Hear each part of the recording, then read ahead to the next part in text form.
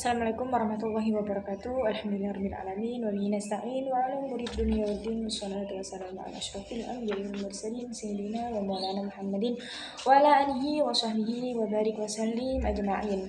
Amma ba'd. Yang terhormat kepada Bapak Profesor Dr. Haji Haris Supratno selaku Rektor Universitas Hasyim Asy'ari. Yang terhormat kepada Bapak Dr. Jasminto MPDI selaku Dekan Fakultas Agama Islam. Yang terhormat kepada Bapak Dr. Haji Khairul Umam, Magister Pendidikan Islam selaku Kaprodi Pendidikan Agama Islam. Yang terhormat kepada Bapak Nur Salim MPDI selaku DPA Pendidikan Agama Islam kelas 3C. Yang terhormat kepada Bapak Dr. Haji Hanifuddin Magister Agama Islam dan juga Ibu Dr. Hajah Khairatul Idawati selaku Master of Ceremony Metode Hanifida. Kita hormat kepada kedua orang tua saya yang saya sayangi dan teman-teman yang insya Allah berbahagia. Perkenalkan, nama saya Frastila Kupristani dari Pendidikan Agama Islam kelas 3C. Izinkan saya mempresentasikan hasil dari peta imajinasi saya dengan judul Hakikat Ganjaran atau Reward dan Hukuman dalam Filsafat Pendidikan Islam. Pendidikan ganjaran dan hukuman. Ganjaran adalah bentuk stimulus atau imbalan yang diberikan sebagai respons terhadap perilaku tertentu, baik positif maupun negatif.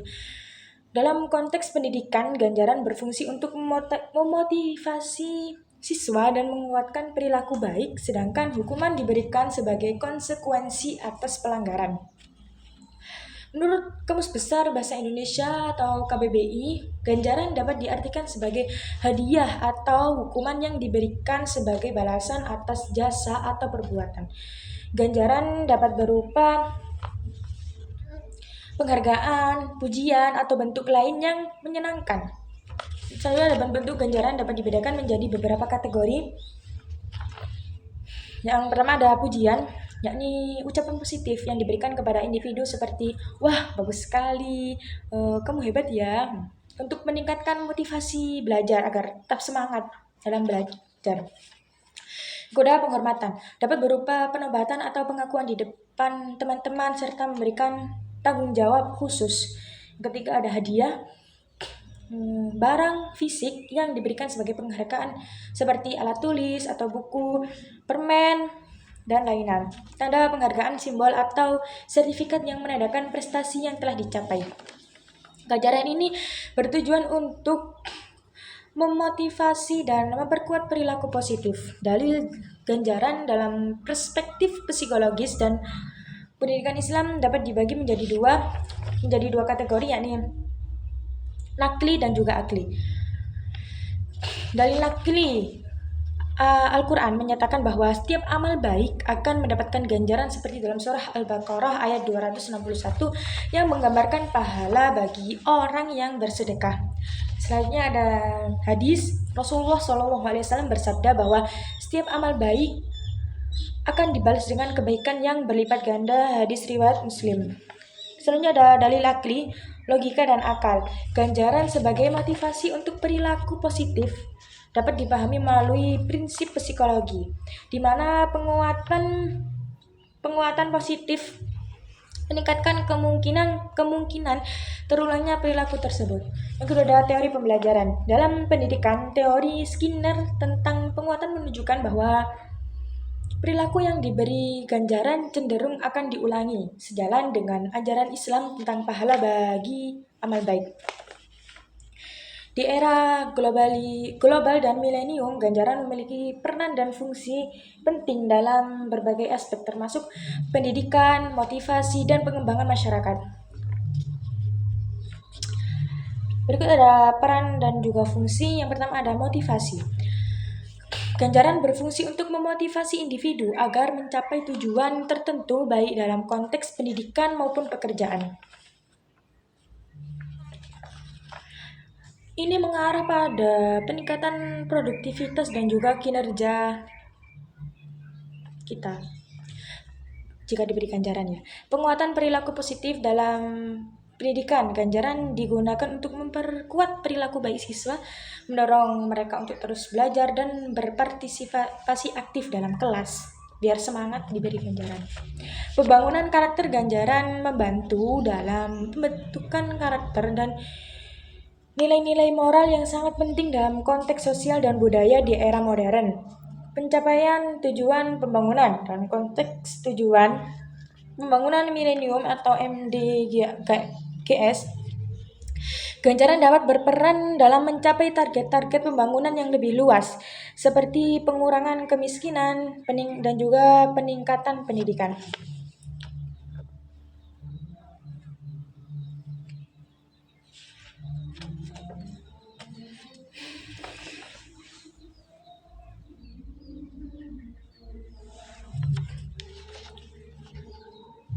Dengan demikian, ganjaran tidak hanya berfungsi sebagai imbalan, tetapi juga sebagai alat strategis untuk mencapai tujuan yang lebih besar dalam masyarakat global saat ini.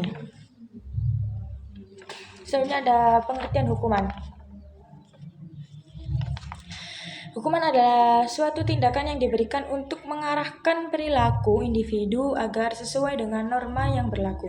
Dalam konteks pendidikan, hukuman bertujuan untuk mendidik dan memperbaiki perilaku yang tidak diinginkan.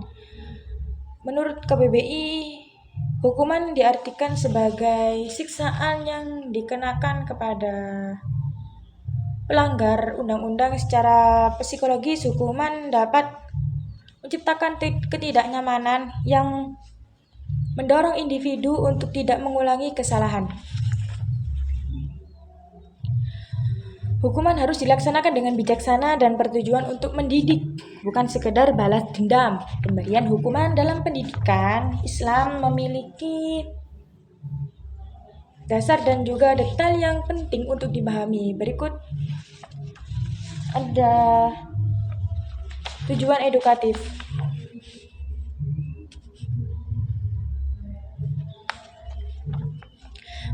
Untuk memperbaiki perilaku peserta didik, bukan untuk menyakiti. Ini sejalan dengan prinsip pendidikan Islam yang menekankan bimbingan dan juga perbaikan. Dasar Al-Quran dan juga hadis. Dalam Al-Quran, hukuman diatur sebagai konsekuensi dari pelanggaran, seperti dalam Al-Zalzalah, dalam Quran surat Al-Zalzalah yang menyatakan bahwa setiap amal akan mendapatkan balasan.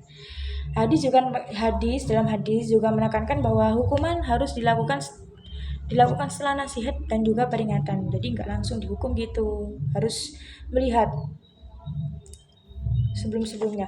Syarat pemberian hukuman harus diberikan dengan penuh kasih sayang, tidak untuk melampiaskan kemarahan, dan harus menimbulkan kesadaran serta penyesalan pada peserta didik.